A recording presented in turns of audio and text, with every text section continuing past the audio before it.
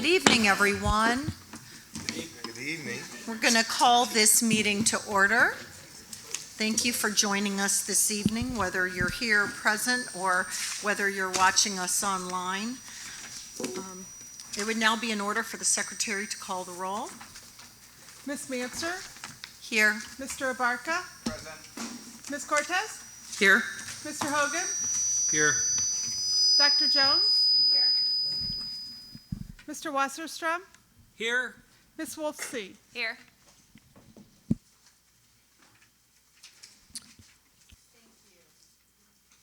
Oops, lost it. Thank you.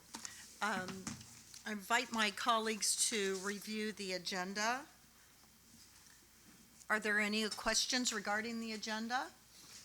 No.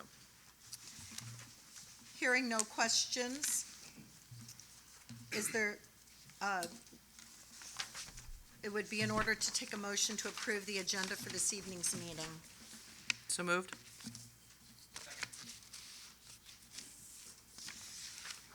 It has been moved and seconded. This will be a roll call vote. The secretary will call the roll. Ms. Manser? Yes. Mr. Abarca? Yes. Ms. Cortez? Yes. Mr. Hogan? Yes. Dr. Jones? Yes. Mr. Wasserstrom? Yes. Ms. Wolf-C? Yes. There's a majority in favor. The agenda is approved.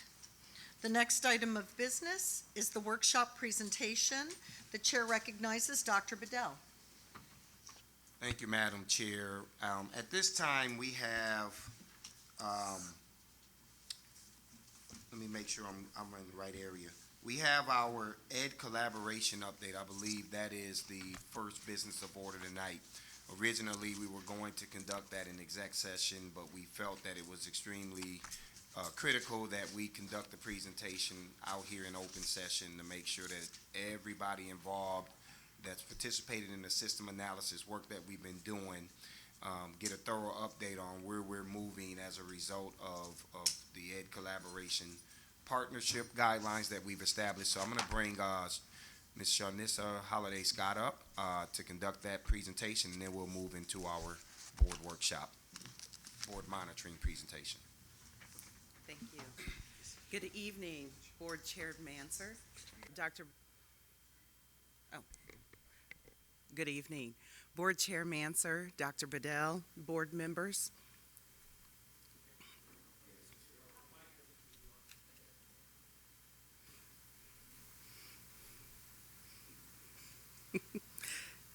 I think everything is working now. I am providing an update on the Kansas City Public Education System Collaboration Council. This is part of the education collaboration process and project that Kansas City Public Schools has initiated. And one of the key things that has come out of the system analysis, out of the objectives, was to establish a collaboration council with Kansas City Public Schools and our local charter school leaders. So the purpose of the council is to build trust, also to begin looking at not just trust between the Kansas City Public School District as well as the charter schools, but also continue building that trust with our local stakeholders so that we can develop a more coordinated, cohesive public education system for all students.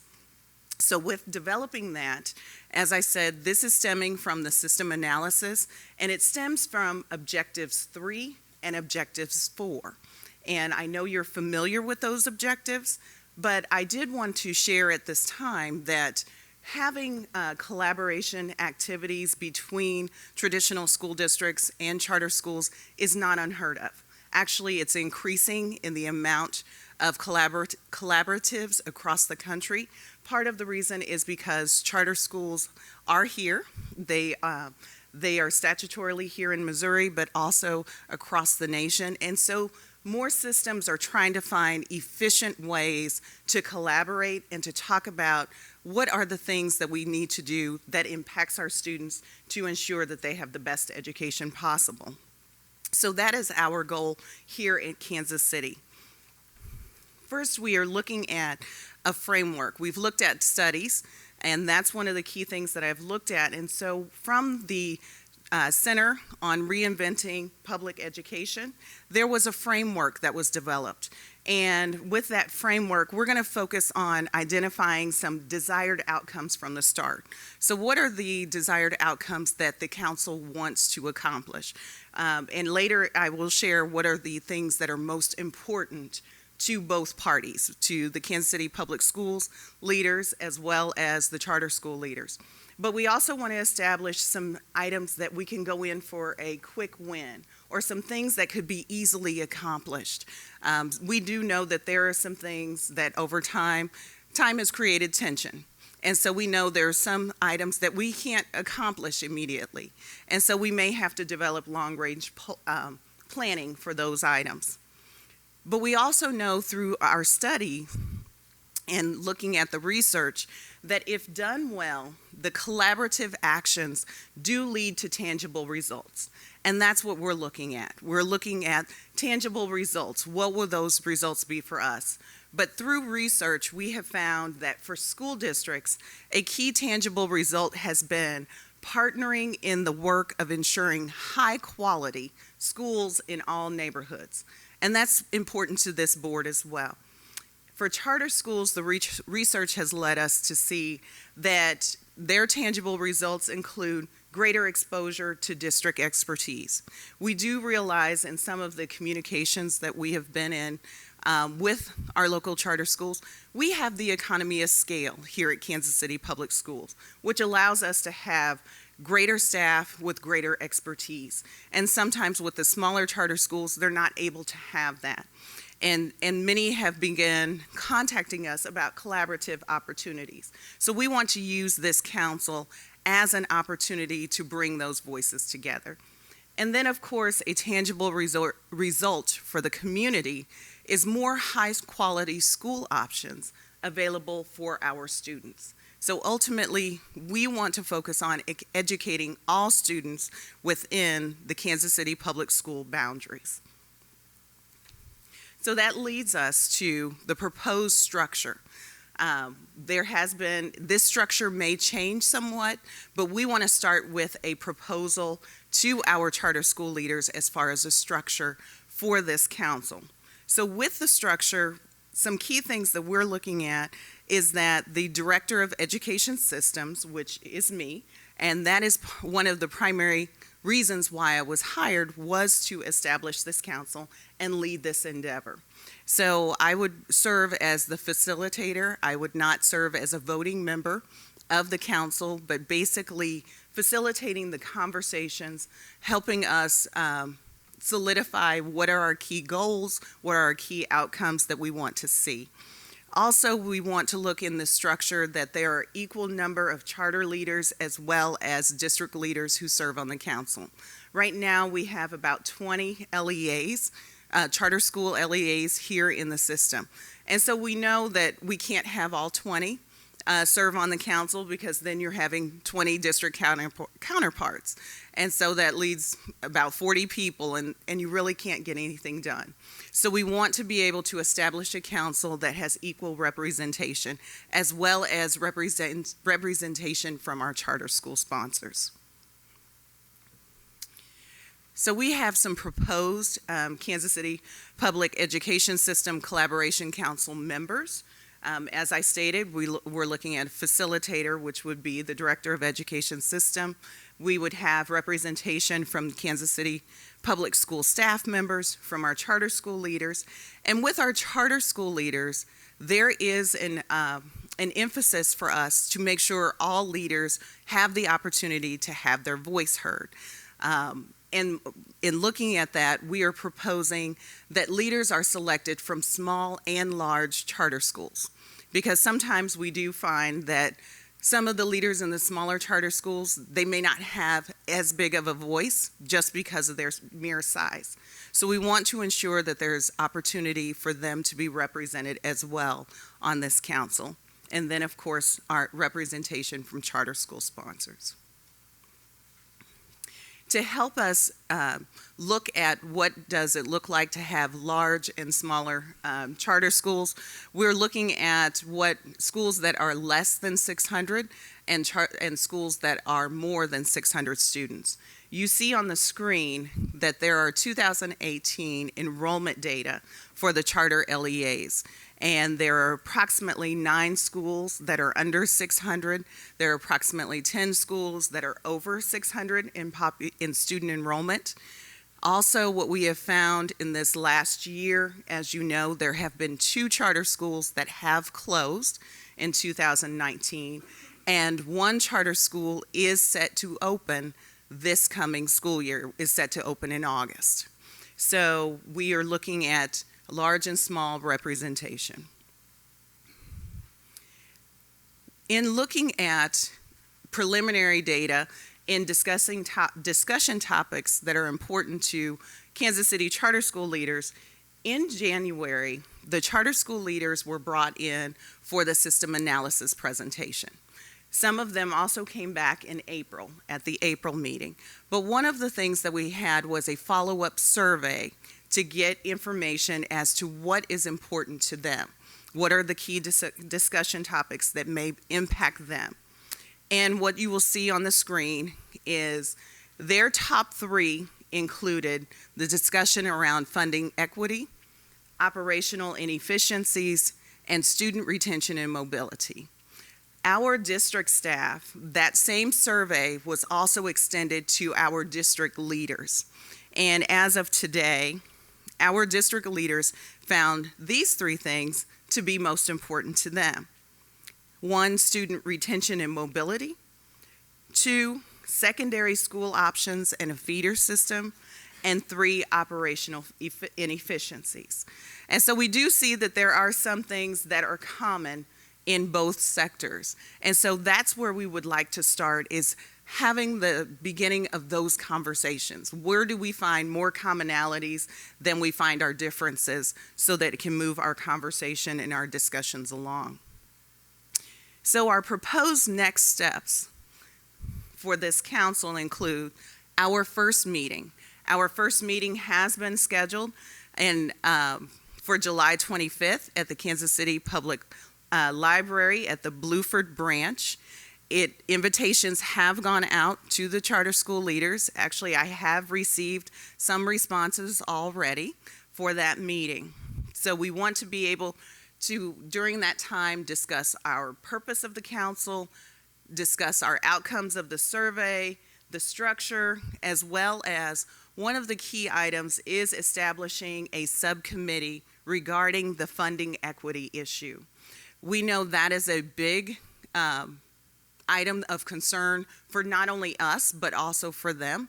And so we do know that we want to be prepared if there is a way for us to come together to develop some common legislative language. We would like to propose something jointly rather than everyone trying to work on something on their own. So that's one of the key goals that we want to start with. Then we're proposing the elections take place for those people who would serve on the council from August 5th through the 9th. That voting would be done electronically so that everyone would have an opportunity to vote. We would take nominations, so the charter schools would nominate those leaders that they would want to serve on the council, and then they would be able to vote for their leaders who would represent them. And the sponsors would vote on the sponsor representative. And then we are proposing our first official council meeting on August 22nd at the Kansas City Public Library, the Plaza branch. We are using the Kansas City Public Libraries not only because it's education and they're a great partner with us, but we also want to be able to find an opportunity of neutrality so that someone doesn't feel like that one party is directing the process more than another. Also, in addition to this collaboration council, there are a number of collaboration opportunities that are going on here at Kansas City Public Schools. As you've heard, the Metropolitan Community College, I am working with that process as well. I am working with De La Salle Education Center regarding alternative education, child nutrition services. Allen Village School, they're looking into our career and technical education services. There's a number of things. Recently, I have been invited to participate on the Show Me KC Schools strategic planning team. And so I will be attending their first initial meeting. And so we are in a great time and space right now for collaboration, and I think we're seeing that from the results and the opportunities that are being extended to us. So at this time, do you have any questions? Are there any questions? Ms. Scott, thank you for the presentation. Should I call you Ms. Holiday Scott? Holiday Scott or Scott? Okay, Ms. Scott. Couple of questions. One, it was interesting to see the survey results from January 2019 from the charter schools. Honestly, I was a little surprised that the systems analysis or the data piece wasn't further up the list. But knowing how that impacts some of the decisions we'll eventually make as it relates to schools in the Southwest Corridor, is there a reason why we're not sort of suggesting that move up the list a bit more? I understand your focus on some quick wins where we sort of are aligned on some of the topics, but this one seems fairly important to talk about, at least with those folks. Well, and actually it's still on the list. There have been conversations with a number of charter school leaders because they have wanted to be included in what we call System Analysis 3.0, because right now we are working on the system analysis and updating it with the 2019 data, but we do not have all of the charter school data at this time. So we do know that part of updating the system analysis and partnering with the charter schools regarding their data, part of that is an establishment of trust. And so once we get started in the council, I think that trust will come because they are interested in the systems analysis. They are interested in the in up-to-date data and being able to share in that process. So that is still on our list. But I do know for some schools, sharing data becomes very sensitive to a school district. And so that does require, and I acknowledge it does require building some trust. It's a good point. Thank you. One other question. So for the 725 initial meeting, will there be an opportunity for us, if the need exists, to be a bit flexible in terms of the structure of the council? So I'm assuming you're getting feedback from those folks and we'll potentially tweak some of that based on that feedback?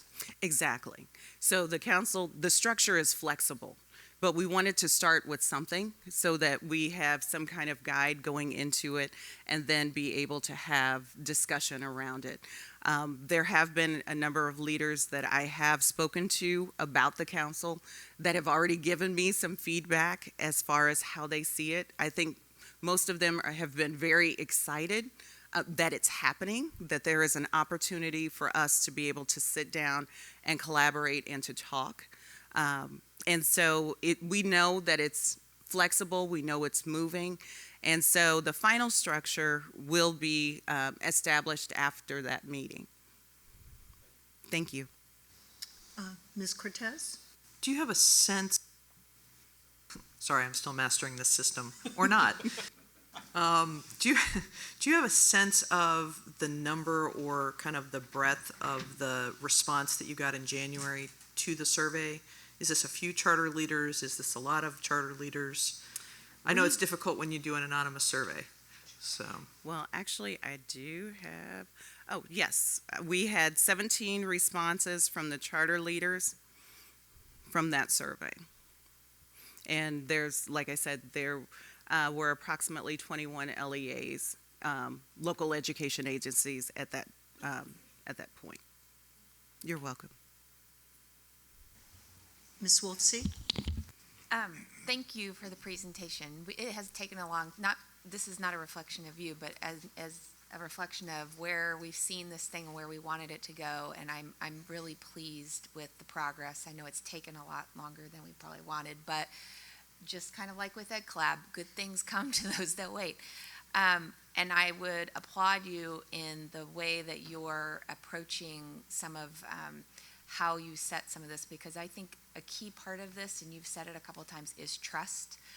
That is if you don't get that established at the very beginning, then I think that the collaboration itself is going to have difficulty and not yield what it is we want to truly have happen. And so just finding that balance between trying to go fast, but making sure we are not leaving people behind, because I know trust is typically established when you feel like you're being heard and you're being a part of the process. So that's just my two.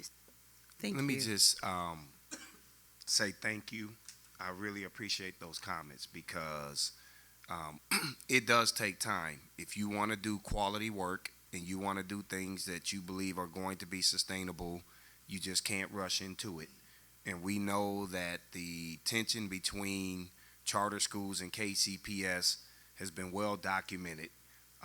And, you know, at the end of it all, I think all of our goals is that we do believe that there are opportunities that every single one of us can win, because we're still bleeding way too many kids. And there are ways that and that's why I like that one of them, they talked about retention being one of the biggest priorities. How do we work together to keep everybody that we have and start creating a system that will have other people saying, instead of us choosing other school districts that surround our boundaries, we want to be a part of the Kansas City public school system as a whole. But it does take time, and it will continue to take time. But I think we've done a great job from the guidelines that the board adopted and really put together all the way to where we are today having this conversation. There are a lot of outside people I've been receiving text messages from. I even saw that email where a lot of our data from the system analysis was utilized in a recent article that went out. So I think that there's some validity. There's a lot of validity to what we're doing, but we're doing it because we're being intentional and we're not rushing. And that's the thing I just want to constantly remind everybody in the community. We are going to take our time and try to make sure that we do things the right way so that it can be sustainable and it can make a difference for the children that we serve in these boundaries. Yeah, I obviously echo everything that everyone has already said. But I wonder if there's, in thinking outside of the box, is there space here for those individuals who are not within the immediate Kansas City public school boundaries necessarily to have some input as well? So I'm thinking like Grandview, Blue Springs, because if we're losing people outside of the system as well, is there benefit in having some of those folks at the table too to hear that experience? That, as well as also if there is potential from the state to expand charters elsewhere, are they benefiting from that conversation as well? So just some thought out there. I don't know that there's necessarily a response that's needed, but just trying to. I mean, it's definitely a thought. I would say at this point, no, because I think it will begin to skew and tip the formation of this committee. You don't want it to be heavy traditional public at this point, especially with, and the truth is, I mean, those are my peers, but I'm in competition with everybody. I want our district to win, but I want our region to win, and that means, if we have to come and work together to make sure that inside of our boundaries we're winning, then that's just what we have to do. And I know it's kind of selfish, but I think my peers understand that's what this is about. We got to figure out how to get it right inside internally first before we can start inviting guests and visitors into this.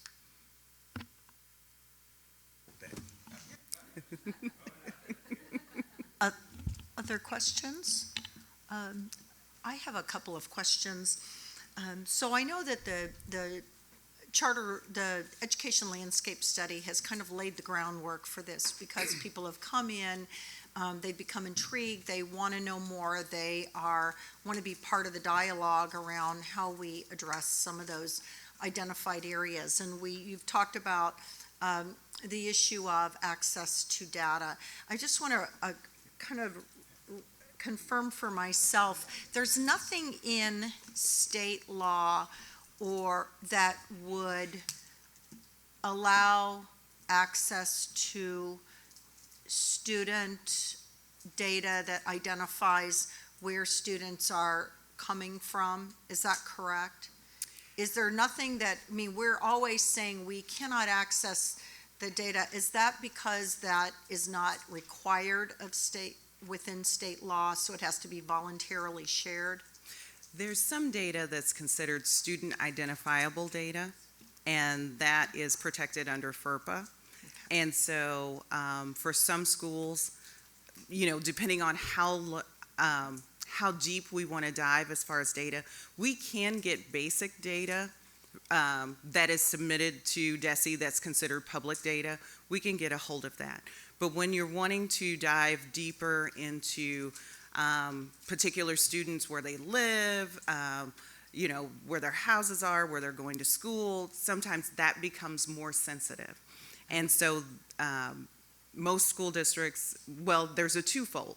Not just state law, but sometimes school districts are a little, and especially charter schools, because they want to protect their student data, because not only is one charter school, they're recruiting for their own school, but each charter school is doing the same. And so when you start sharing student level data with each other, then people get nervous about competition, or whether there will be a pilfering of students, from their school.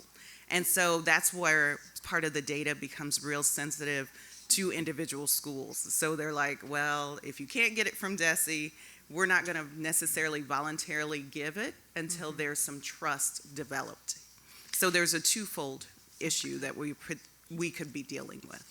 And then my second question is, I think I've heard this before, but I want to make sure. Have we taken our landscape analysis and had DESE vet it and review it and identify areas that they would disagree on what the data is revealing? Have we done that? In other words, we have this landscape study. We've shared that with education leaders around the metropolitan region and also the state, but I didn't know whether we had had others sort of vet it such that if there are areas that require additional verification, that those become pinpointed. That's a question I hear in the community about the verification of some of the things that we highlight. I'm not sure that it's actually been vetted per se by DESE. There have been members or employees of DESE who have attended the system analysis. At this point, my understanding is that we've not received any calls regarding the accuracy or inaccuracy of our data at this point. And quite frankly, I know with as much as it's been shared, if someone did see something that was inaccurate, we would probably have heard after the first couple of times it's been shared in the public. But we do know DESE members or employees of DESE have seen it. They have copies of the presentation, but I also know some of the data that the research department received was actually from DESE. So all of the data was not necessarily just stemmed from the district. It was actually used from DESE data. Yes. So, And I think that was the reason why, we were saying that when we presented this to the various entities, I think the pushback that we got was simply on a budgetary aspect of the presentation, but there has not been any pushback on the data because all of our data has come from what we were able to pull from DESE. Thank you. Ms. Wolfsey? I don't know that we need to answer this here, but I'm remembering the old systems analysis. Remember the slide on there that's, where it would say, these are the things that are in statute, but that are not being done. Can you just, in a Friday update, clarify, kind of triangulate that answer about the charters and what they are required to give us and not, because that's not like, I'm not reconciling in my head right now, so I'd like some clarification. Those were the statutes, 16.0 with a couple of numbers after, a bunch of statutes in those series. So I definitely remember. okay. Yes, thank you. All right. Seeing no other questions, Dr. Bedell, I'll turn it back to you. Thank you, Madam Chair. I think we're ready to move on with our workshop presentation, and just give me a quick second here. We're going to have Ms. Shannon Jacks to come up to the podium.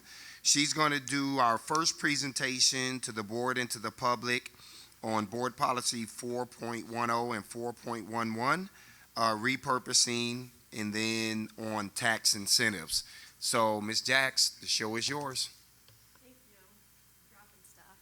Had to get my water because I might be up here for a little bit. And I can be a little bit verbose, so I'm going to try to run through this faster than I did this morning. Okay, so first we're going to go through board monitoring, first time we've ever done this for repurposing. So because we have so many new board members, I am going to give you quite a bit of background information, and I will try and go through it fairly quickly. But if there's anything that you have questions about, let me know. So here's the policy wording on repurposing.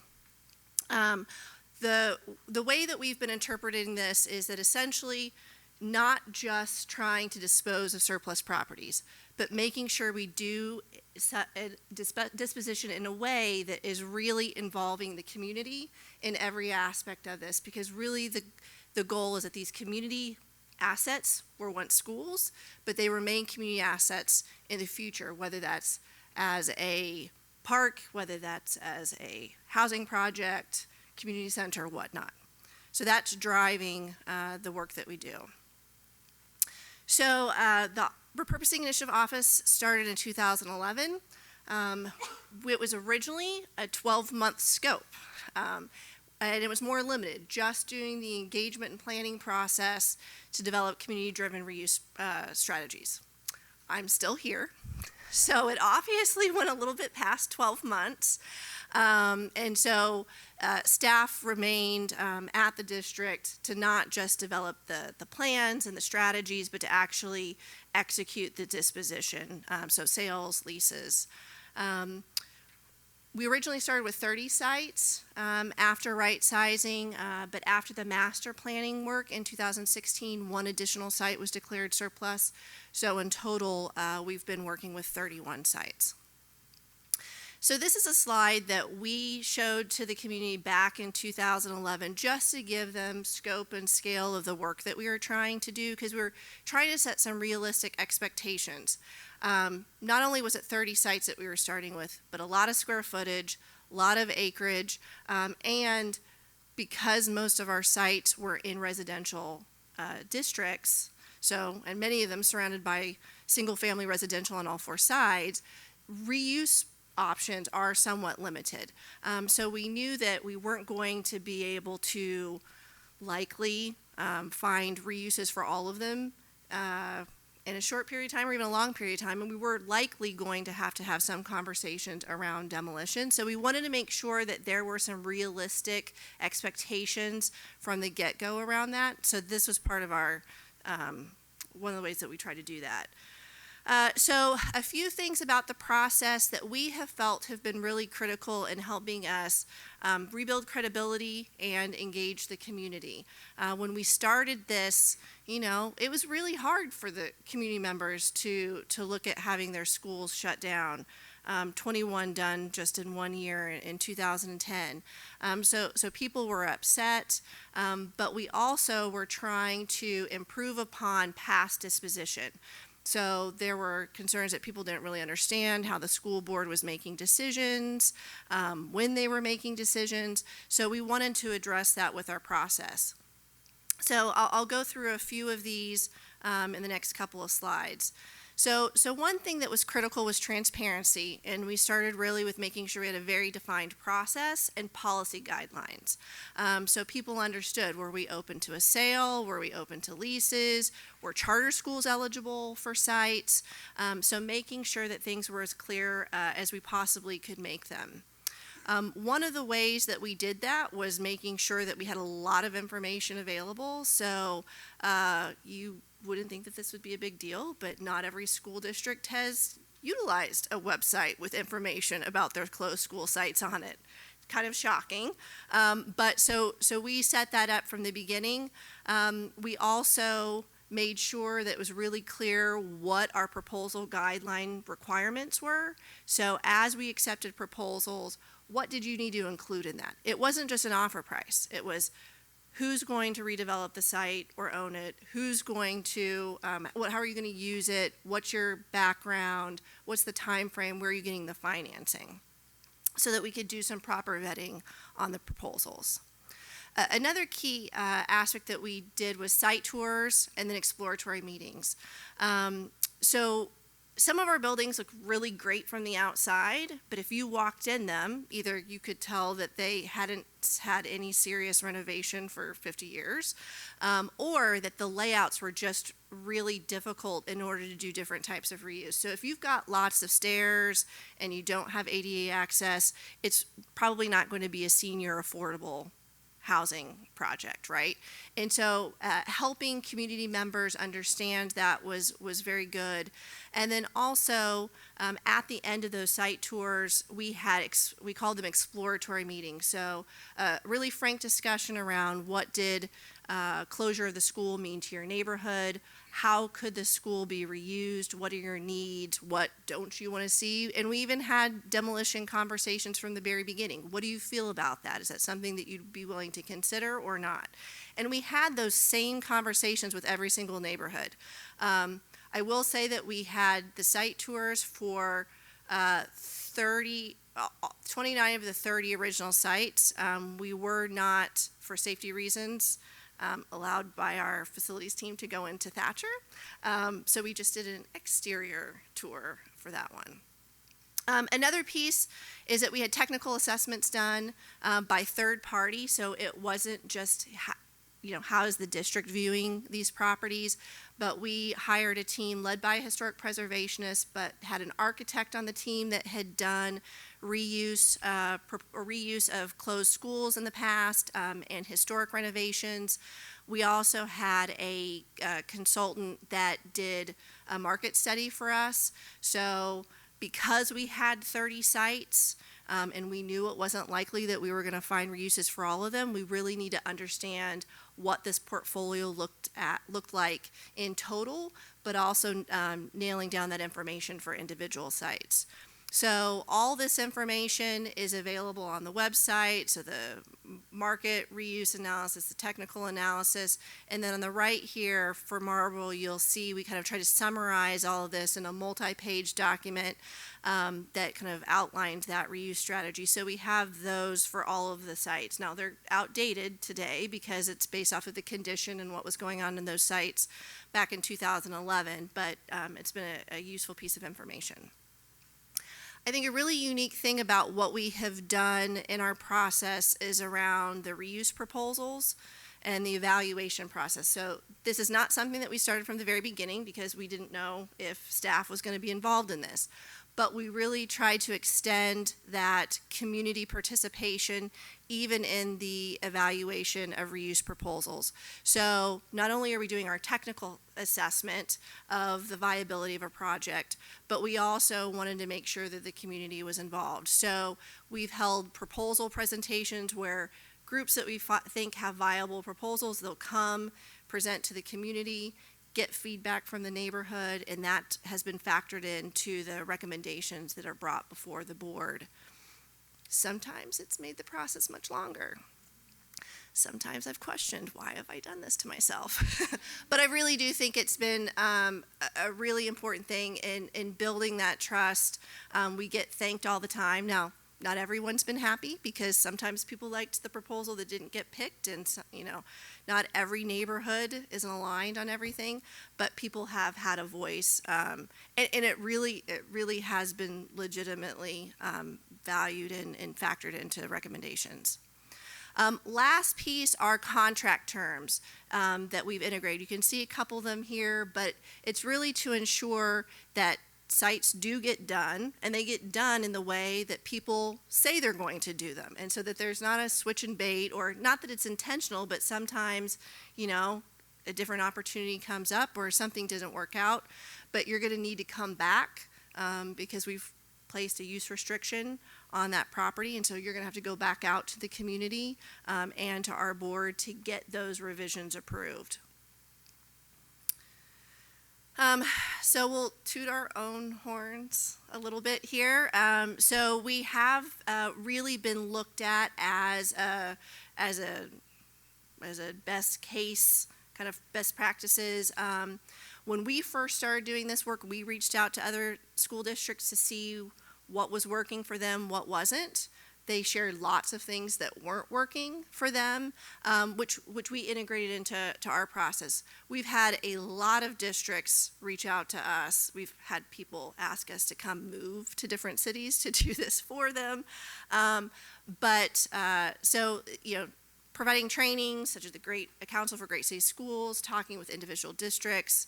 We've received several awards, presented all across the country, whether it's from historic preservation perspective, from a brownfields perspective, planning perspective, and then we've had some good press nationally and then locally, although I will say that we did struggle to get our projects on the east side to get the same level of coverage that we did on the west side of town, and so we had to kind of push back on some folks in the media and ask them to, hey, you really need to share this, great project that's going on. And so, that helped give those projects some coverage. So here's our status today. I will say this is better than I had ever really expected when we started this. We do have, as you can see at the bottom of the page, we've got 6 sites still that we're working towards, and they're in some of our neighborhoods that there's not as much economic activity, and some of them have some facility challenges with awkward layouts or just not in very good condition. So they are more challenging, but we're still working on those.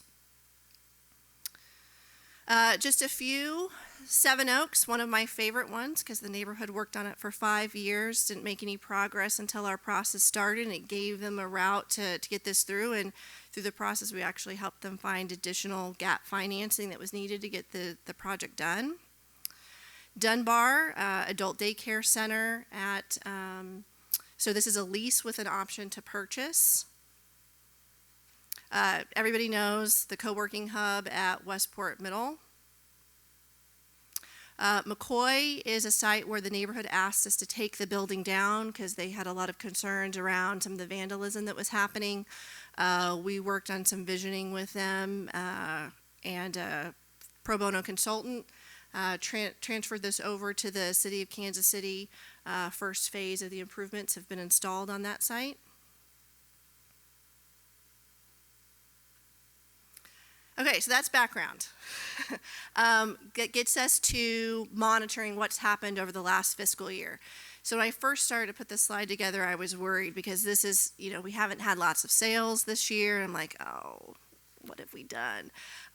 So the one transfer of sale was West Rock Creek, and that went to the Parks Department. But Blenheim opened as a senior affordable apartment project. Took us 3 years to get that one funded, but it did. We did have the demolition of Greenwood, and it's being marketed right now. I know we're going to get at least one proposal because it was in the paper this week. Meservey was rejected for financing from MHDC for affordable housing tax credits, but the developer is interested in reapplying for the next deadline, which is in September. Franklin, we're working on converting that into the new headquarters for facilities and security. I guess we're going to have to come up with an actual name for that. So we've had to do some entitlement work and community engagement because there is a portion of the building dedicated to community use for Ivanhoe and Boston Heights, Mount Hope. Westport High, we had to extend the right to repurchase agreement, and there was an amendment to the property use restriction. So as they've wanted to make changes, they've had to come back in. We've had a series of meetings with the community. And then Marlboro was unsuccessful in their first round of consideration for being listed in the National Register for Historic Places. So we worked with the developer as they've reapplied for that consideration because that site will not get done without those historic tax credits. So maybe not as many sales, but there's still a lot of work that's done, not just leading up to a sale, but afterwards as well. And so we really do continue to see those through to make sure that these properties are, benefiting the neighborhoods. So all of that was about the official repurposing sites. The board policy really, even though it says repurposing, does apply to our other real estate as well. So we've had other things that we've been working on. So acquiring properties needed for the Lincoln Prep Field and the disposition of the former BOE and the vacant lots on Harrison Street. Also wanted to note that there are 6 additional closed school sites that have been identified for future use by the district, but that were never included as part of the repurposing initiative, and so those are listed as well. So part of the policy, we have to make sure that we're thinking about future enrollment needs, geographic needs, and so we've been strategic there. We reassess those sites and locations. Last time we did that was during the master plan. As we're looking at our kind of internal version of system analysis, we'll be doing that again over this next school year. So questions? I don't know if I did okay on time. I'm sure I'm over. It's really good. Any questions? Dr. Jones? Thank you for this update. So I'm going to bring out the warm and fuzzy stuff a little bit. I spoke to one of my neighbors who's been in the neighborhood for like 50 years. She had all of her children who are also like advanced in age now as well. They went to one of the schools that's on the list, the Willard School actually. And she explained, and this was, I don't even remember how we got on the topic, but she mentioned how it was sad when it was demolished. And so I think it's one thing when a school is repurposed and you guys have this whole great process, but I wonder if you guys might consider when you're going to demolish a school doing some sort of brief ceremony to sort of cap emotionally that, because she lives down the street from her school and she watched the school that had been a part of her family just. So I was like, maybe give them a brick, or I don't know what it looks like. But if you want to take what you guys do a step farther, which is already ahead of what I think anyone else is probably doing, but what I've seen other kind of institutions do is kind of formalize that and give them something to, commemorate. No, if I can respond, I think that that's a great idea, and we have tried to do that with several of the sites working with the neighborhood associations. Willard is one that the neighborhood had asked for that building to come down. It didn't come down until after it was transferred to the city. That was part of the agreement, and so we didn't control that entire process, and I know it worked a little bit differently than how we've done it, but I think it's a really good recommendation regardless of how that's done, so thank you. Other questions? Yes. What are we doing for our 6 buildings that are mothballed now to protect them from being lost assets? Realizing that, those are prime opportunities for somebody to vandalize, destroy, and eliminate that asset, right? Yeah, this is something that we have assessed over the years and have always, it's been a challenge, right? When the district originally went through right sizing, there was not a plan for how to address the surplus sites. We had tried different things. Lots of neighbors don't always want the sites boarded up, because then it looks like a vacant building. So on many sites, we tried to hold off on that as long as we could. But we have struggled. And so you've seen some end up with board ups, which has helped somewhat, not in every case. And this is really especially a challenge when you have sites vacant for as long as we have had some. I will tell you that if you compare this with some other school districts around the country, Detroit has no windows. Nothing. It's just big, open, what do they call it? Yes. That's not to say we can't do better, but it is a struggle with the number of sites that we have. When we went through master plan, this was something that we thought about during that master planning process, knowing that we would have a couple of sites. We did have better security systems in place in the additional sites that we closed and we're holding on to future use, which has really helped, that we didn't have that benefit with the older sites. So I think that has made things better for those 3 additional sites.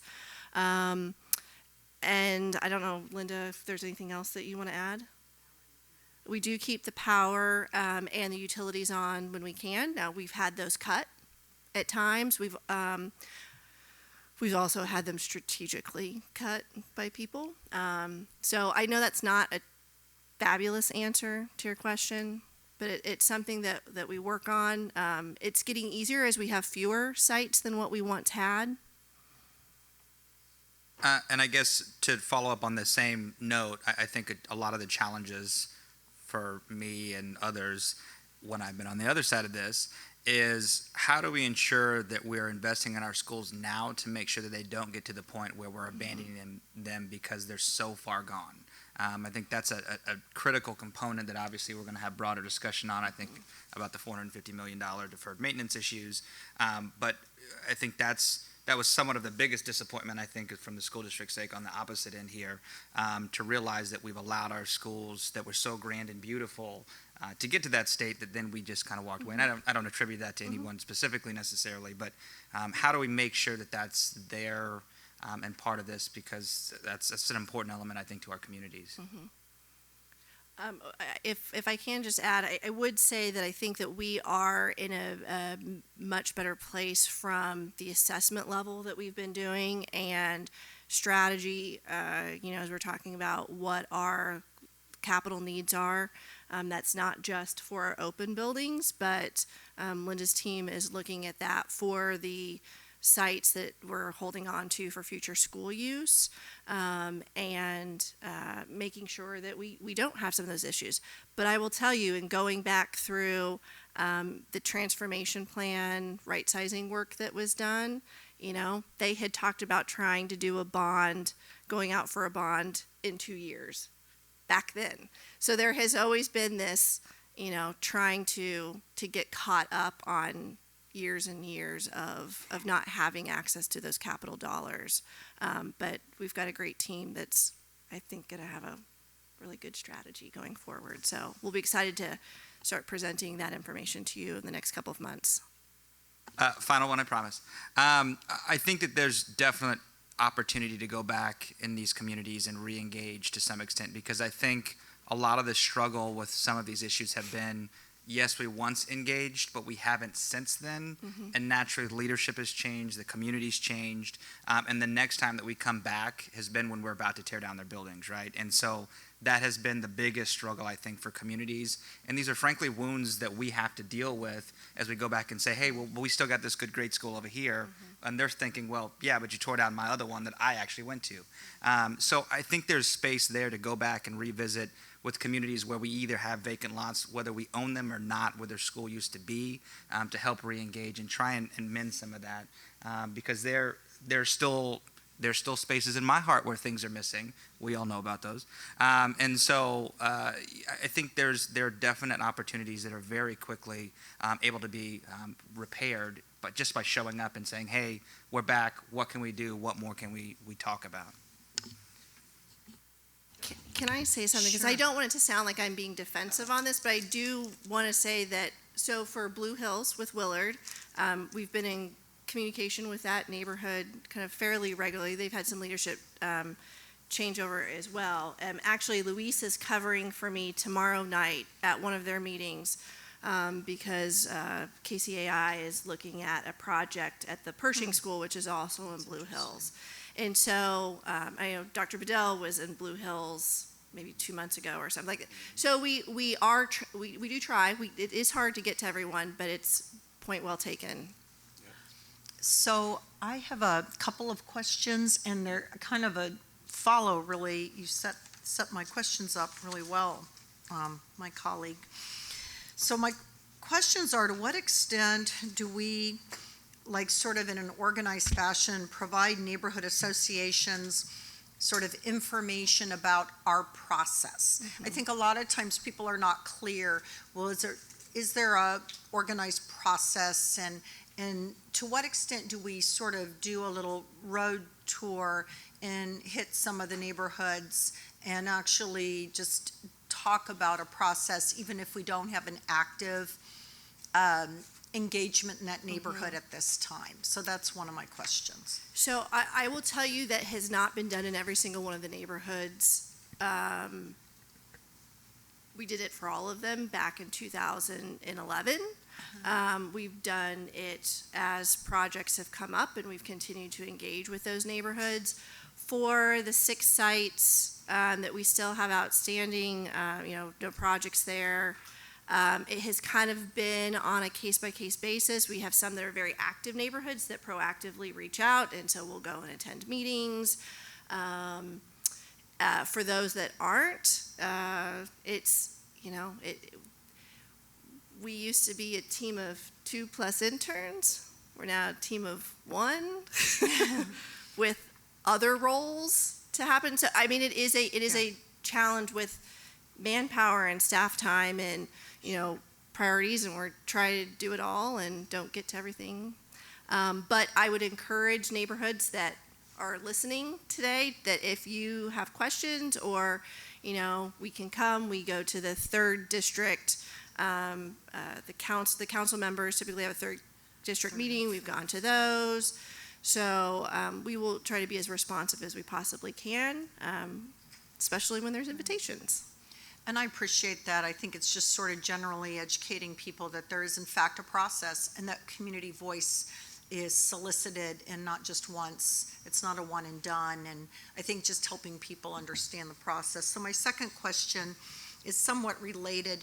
Do we survey neighborhoods or leaders or groups with which we've engaged in a course of a project? Do we ever go back for a post-survey or do a post-mortem with them to see what would have helped them with that help?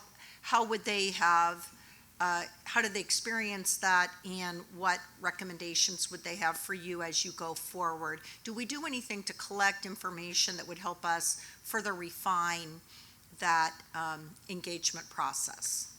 I don't think we ever did. Yeah, we've collected more feedback than I could process in my head, Right. but we haven't gone back and done it that way. Because there are, it was one of the things that you might, we didn't go into in detail, but we do require groups to do additional public outreach after it's under contract or after it's sold, but before a project gets built. So we've sometimes attended those, not always. We've built up relationships with a lot of the neighborhood leaders, so we have some of that conversations, but not something like what you've been talking about. If there was a survey tool. Thank you. Are there other questions? All right, thank you. Well, I'm staying up here. Okay, so my next favorite topic, tax incentives. So 4.11, so again, we're going to give you some background information before we get into the actual monitoring of the last fiscal year. So this policy item was approved in 2016, really trying to guide us in our work to make sure that we're actively participating in policy decisions as well as in the review and evaluation of project seeking tax incentives to make sure that it's not impacting us fiscally. But I've included charter schools on here because obviously this impacts them as well. There's a lot of people out there that don't realize that we share in local property taxes, and they're actually impacted even more when there's a tax incentive than we are, because we have access to payments in lieu of taxes, but they do not. But also within the board policy, we know that we need to work with other taxing jurisdictions because we sometimes have a louder voice than they do because we're a larger portion of the local property tax. And so trying to work collaboratively is a piece of that work. So a little bit of background, Advance KC is the city's adopted economic development incentive policy. Couple, I think, key things that I bulleted there of what it tries to achieve. For the sake of time, I will not go through details. But another major item is the CAPS ordinance. So we've talked about this over the last couple of months as we've looked at, the petition ordinance. But the CAPS ordinance provides guidelines on the use of abated, exempted, and real property taxes. It really essentially establishes a minimum payment in lieu of taxes. Typically, 75% is the max abatement for the first 10 years and 37.5 after year 10. There's some exceptions that are listed there. When we look at the alphabet soup of programs, wanted to include this here, even though you've seen this before, but there are a lot of different statutory agencies. They each work a little bit differently, and they each have different statutory limits in how much of an incentive they can give and for how long of an incentive. So that's for reference. But I also want to provide a little bit of information about each of those, about how we interact with them as a taxing jurisdiction. So with TIF, we have 2 seats of 11 on the TIF commission. We had a meeting today. The EEZ board, we have 1 seat on the Zone 3 board. But there's 2 other zones and 2 other zone boards that also are within the school district boundaries, and we do not have a seat on those, and almost all of the projects that go through them are Zone 1. So I sit on the side and ask the other board members to agree with us on things. But we do, so this is something I think there's some potential with the new leadership at the city to get representation on more than just Zone 3 board. For these next 4, PIA, LCRA, Chapter 353, Chapter 100, we have to provide input through the advanced KC process, and I'll go through that in just a bit. Port Authority is not subject to advanced KC. It was a pretty minor player until about a year ago, and it's a very attractive statutory agency to go through these days. And so we've started developing a relationship with their new executive director to try to define process and kind of review expectations. We're not where we'd like to be yet, but we are hopeful. So this is the advanced KC process flow chart. I don't put it up here for you to be able to see everything that's written on there, but I put it up here for you to see at what stage we actually are included. It's fairly far down. A lot of things happen before we really end up engaged. So EDC staff has weighed in. Typically council members are briefed on the project, you know where they stand, but 4 analysis has been done, and a lot of the major terms have typically been decided. So that's not the most ideal place to be engaged. Now, with that said, before I get to the next piece, I think at one point in time, this is maybe what the district said, this was where we wanted to be engaged at a high level. So, I'm not gonna say this is any one person's fault on this. So I think there's some opportunity to get engaged further up in this process. A few process concerns I do want to highlight. Couple of the agencies aren't included in the advanced KC process, as I mentioned. Sometimes there can be less than 2 weeks between when we have that agency directors meeting, when we get briefed on the project details, and when the statutory agency is making a decision. So that is a very short period of time to try to understand a project, figure out where everyone stands on it, have any negotiations if appropriate. So that's not ideal. And then for PIA and LCRA, this process is only set up for projects that are coming through. Both of those agencies also have plans that get approved by the agency and by city council. We do not get briefed on those in agency directors meetings.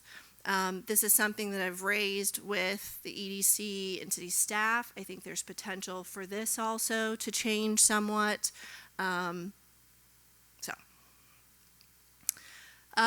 Okay, so that's a little bit of background about what we're dealing with from, what are the policies and how is it working. I do want to give some information about the scale of incentives in Kansas City.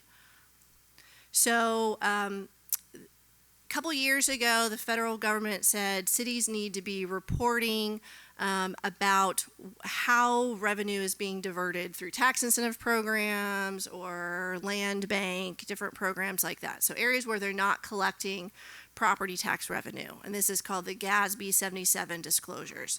Citywide, in fiscal year 2018, almost $100 million was diverted in 1 year. I guess they call it annual revenue lost. For us, in that same year, the calculation was just under $27 million. Good Jobs First is kind of a tax incentive watchdog, so they have a particular viewpoint and bent. So, but they put out, with fiscal year 17 data, they looked at all of the states that were reporting out, and Missouri was the seventh highest level of annual revenue lost for school districts. And when you look at individual school districts nationwide, now not every single school district was reported out. Dr. Bedell asked me to tell me how many, and I forgot to look this up today, so I can put that in a board packet. But we were the 17th largest level of disclosed revenue lost. So those are reported out by the individual cities. So that's the City of Kansas City disclosure for FY17. So you can see that was 24 million. And then the most recent one was for FY18, and it went up to almost 27 million.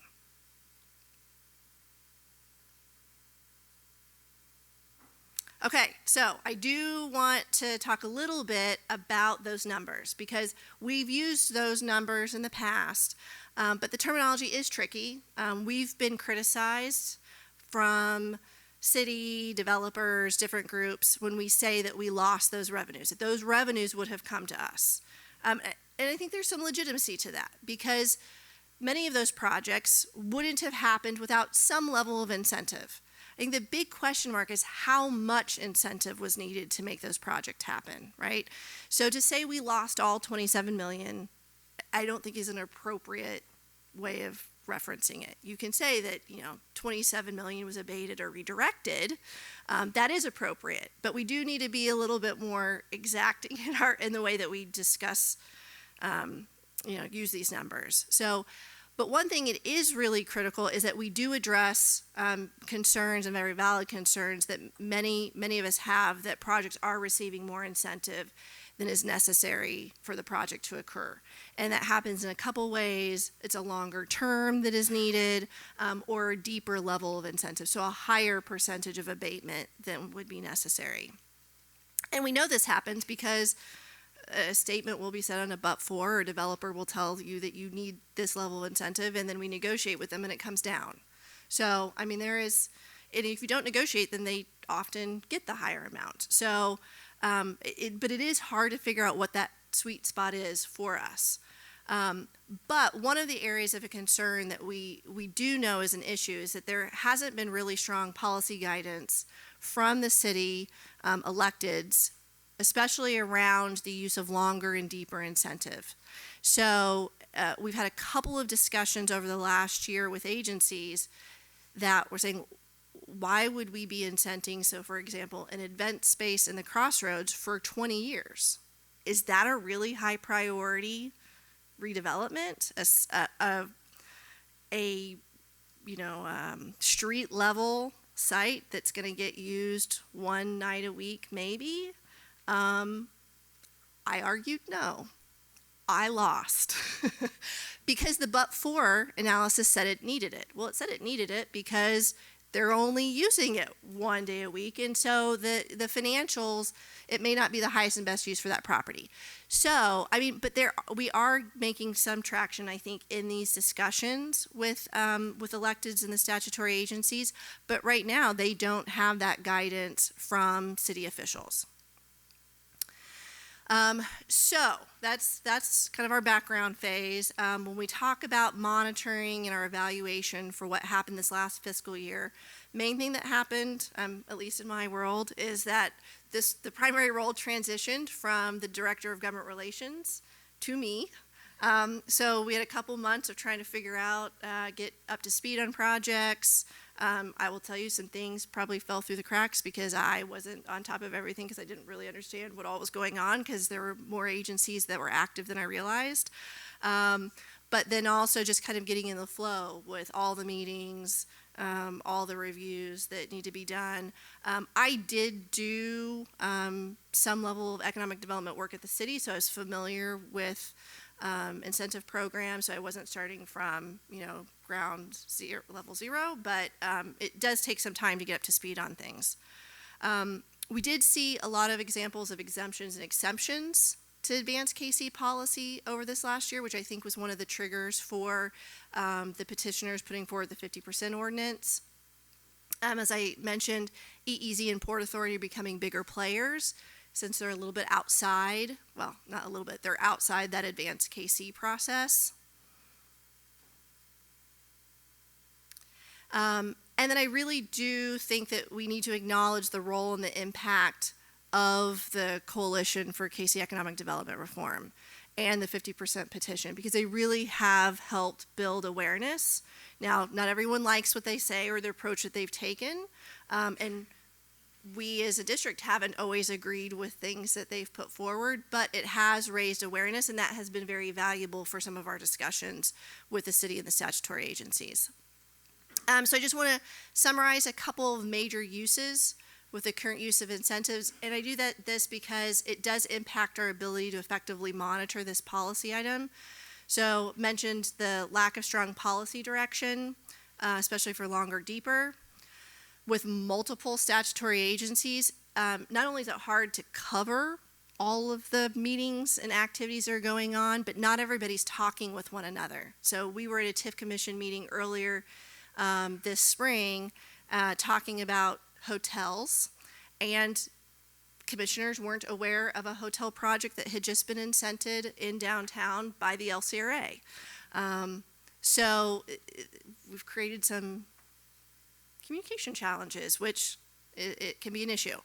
Not all the agencies require third-party but-for analysis, and that's a struggle for us because part of the policy, says but for this incentive, the project wouldn't happen. When we don't have that analysis, it's really difficult to see if that is really happening. And then we don't really have probably as impactful of a role as we should, being a major player in this world. And I think one of the things I've tried to do and past staff have done is try to reiterate, we are not, as a school district, against tax incentives. Tax incentives are an amazing tool to help spur economic development, which ultimately ends up benefiting the school district and other taxing jurisdictions. It's how it's done that people have been really concerned about within Kansas City.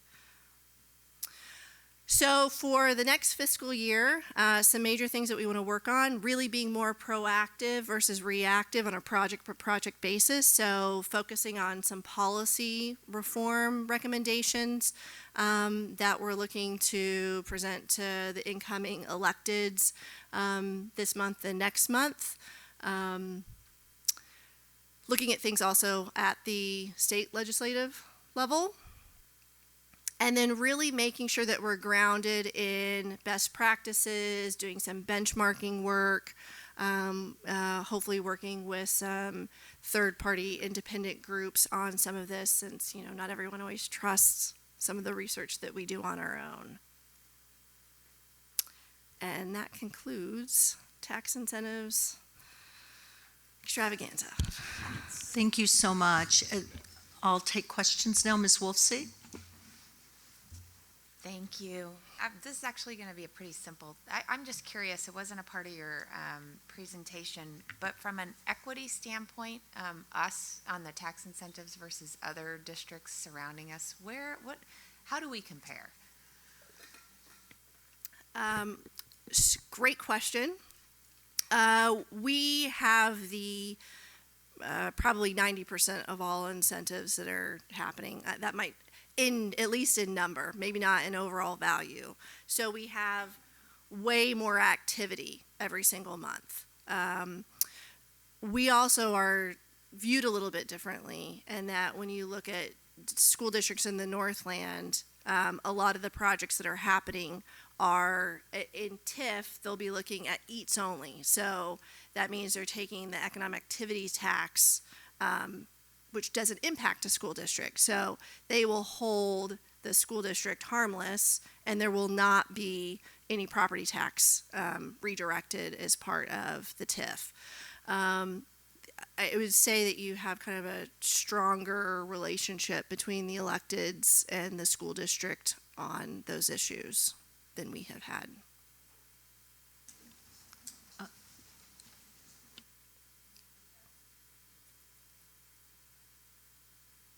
So a couple of questions, and they don't necessarily all have to be answered tonight, okay?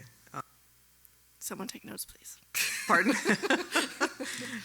Thank you for the thoroughness of the presentation. I think there's a lot of mystery within the tax incentive process, and you can do this for 20 years or 30 years, and there's still mystery in the process. And I think that's part of what enables the development community to be so successful in using it.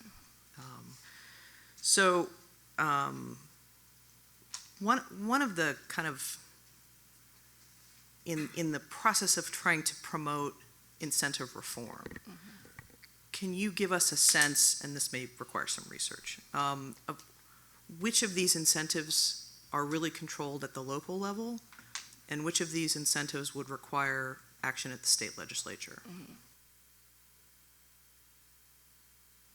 I think that there's work that we can do at both levels.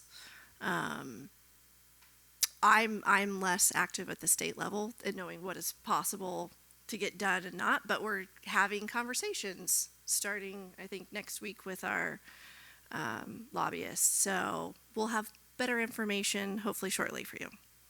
That's fine, I understand that. The second is the advanced KC process. Do you anticipate, with the change in leadership at the EDC, that there's an opportunity for some real discussion around the opportunities for greater input or influence? I would say yes, based off of our conversations that we've had with the mayor-elect. We've highlighted some concerns. And I would say even that leadership at the EDC has been open to recommendations that we have for process improvements. But I think you can make a process improvement, but until there really is a change in mindset around how people view the school district and other taxi districts' portions of, this tool, we can change process all we want. It's not necessarily going to change the outcomes. So, but I think we're getting there.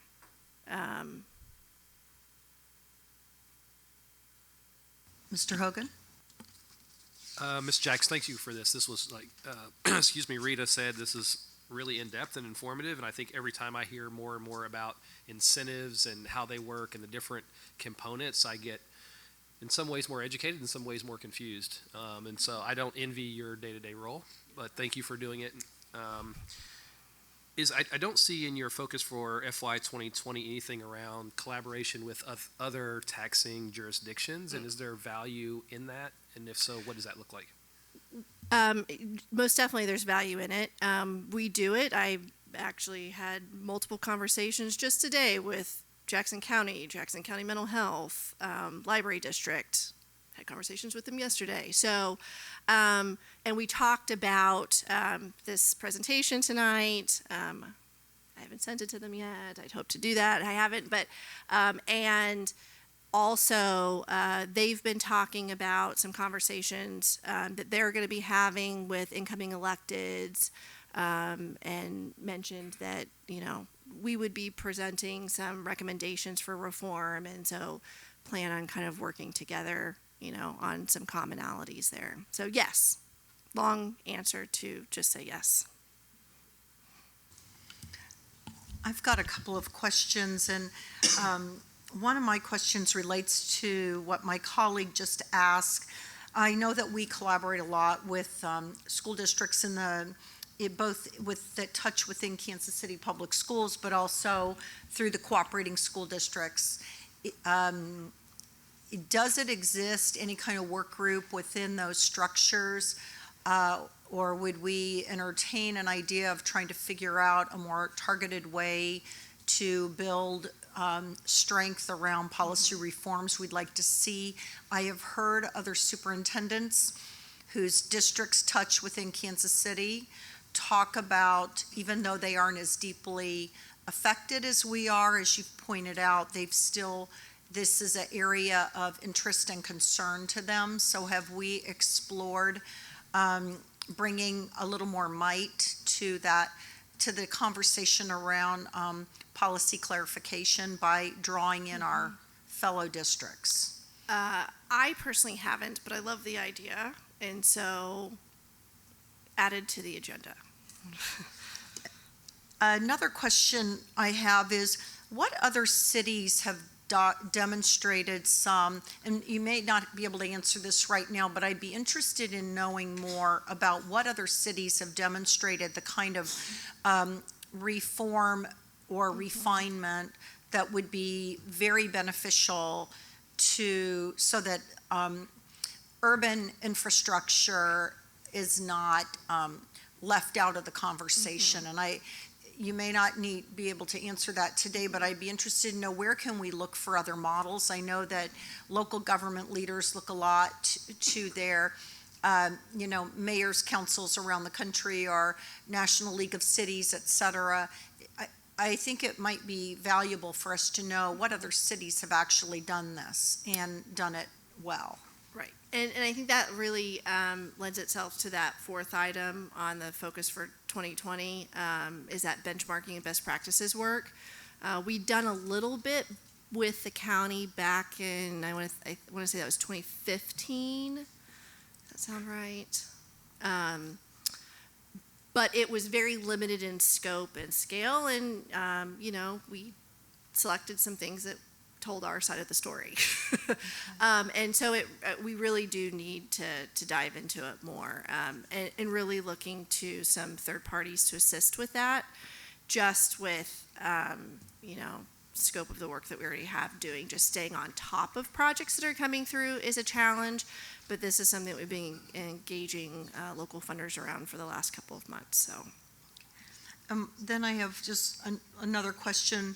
You talked about the advanced KC process, and your chart shows where we typically engage. Is there anything that would prevent us from engaging at a higher level, and what would that at a higher point on that chart, an earlier point, and what would be needed to occur in order to enable, instead of our red arrow coming in at this place, coming in higher up? Right. What does that require? Approval of the mayor, or who would have to buy into that? That's a good question. I haven't gone back to look to see if that is outlined specifically in the ordinance, or if it's something that can administratively be done just with city and EC staff. I will say that I think those staffs are waiting for a list of recommendations from us that we haven't provided to them yet, and so that will start that discussion about what actually needs to be done.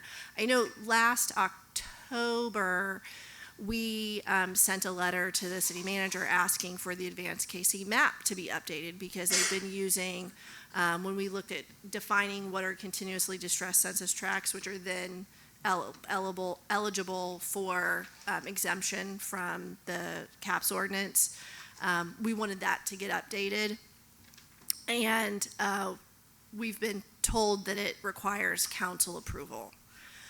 And that hasn't been done yet, and they're not going to take those forward until we have the new council So it's seated, so- defined, it is defined somewhere That, in writing. they believe that that is. Okay. I think you could lawyer a different response, but Mr. Abarca? How, if at all, do opportunity zones affect us? so opportunity zones affect this directly in one way because there is and I'm going to call them the Opportunity Zone Coalition because I don't know what they're actually called, but they're a group Is that of an inclusive coalition? what was that? So is that an inclusive coalition or is that? People that so there's an Opportunity Zone Coalition that does have actually not that group, but I think they're working with them. So at least that's not who came to the EEZ board meeting. But so a group made a proposal to the EEZ either in May or June, requesting that if all projects that qualify for the minimum level of EEZ, that they be administratively approved for 100% abatement for 20 years. We had a lot of discussions both at the EEZ board meeting, amongst the taxing Jurisdictions. Dr. Bedell and I met multiple times on it, and refined that recommendation to opportunity zones in that also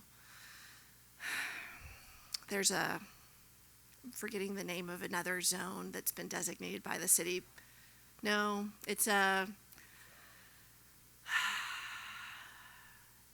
mostly east side. It's mostly east side geography. Oh, no, I'm sorry. I will get that to you in the board packet. But it is a more limited area that we refined it to a pilot project with analysis that would allow projects within those opportunity zones to qualify for this administrative longer, deeper. When we looked at it, very hesitant about anything administratively approved, but we really tried to push for longer and deeper incentives being used in our most economically distressed neighborhoods and thought, you know what? Let's demonstrate that we're willing to look at those opportunities and see how this tool gets used, and it'll be evaluated during that 2-year process. So there'll be updates provided to the EEZ board, which I'm on Zone 1 board, so I can give updates and see how that does end up being used. So that is the most direct way. Other than that, none of the other statutory agencies have adopted anything related to the opportunity zones. Thank you. I don't see any more questions, so thank you very much for the presentation. The next item of business will be regular business, and the chair calls on the superintendent. All right, before we move to closing out this meeting with the regular board business items for next board meeting, just a couple of things. I want to introduce Dr. Lloyd Jackson. Dr. Lloyd Jackson is one of our new assistant superintendents from Hot Springs School District in Hot Springs, Arkansas. He comes with a tremendous amount of experience working through that system, also serving as a deputy superintendent. And we're very happy to have you on board, and I wanted to make sure that I publicly welcomed you here to the team.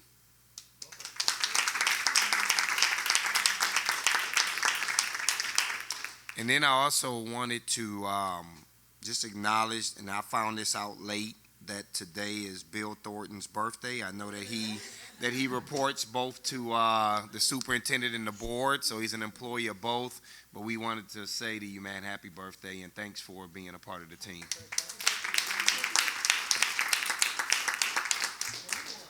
And then my last acknowledgement is for Joe Phillips. Joe Phillips, who's sitting in the back, he's going to be featured in an Education Week article that's coming out tomorrow. There's about 5 different tech leaders. I think 4 of them are like technology chiefs, or they're over technology, and then there's 1 superintendent over a small school district that will be featured in this article on money, data, security, the biggest challenges facing K through 12 tech leaders. And I believe Joe is the first one that will be featured in here, representing our school district around the work that we're doing, and really the support that we have received from this board here to be able to move forward with our technology plan to really beef up the security and those types of network issues that we need to address. So a great highlight for our school district in Ed Week, and I would definitely want to congratulate you for being featured in here.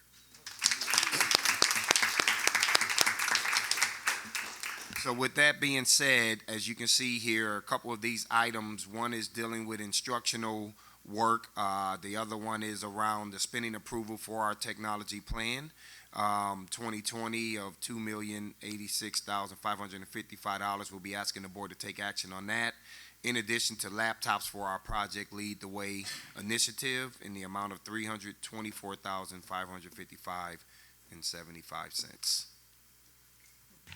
Thank you, Dr. Bedell. This brings us to the conclusion of our agenda for this evening. So if there's no objection, the meeting is adjourned.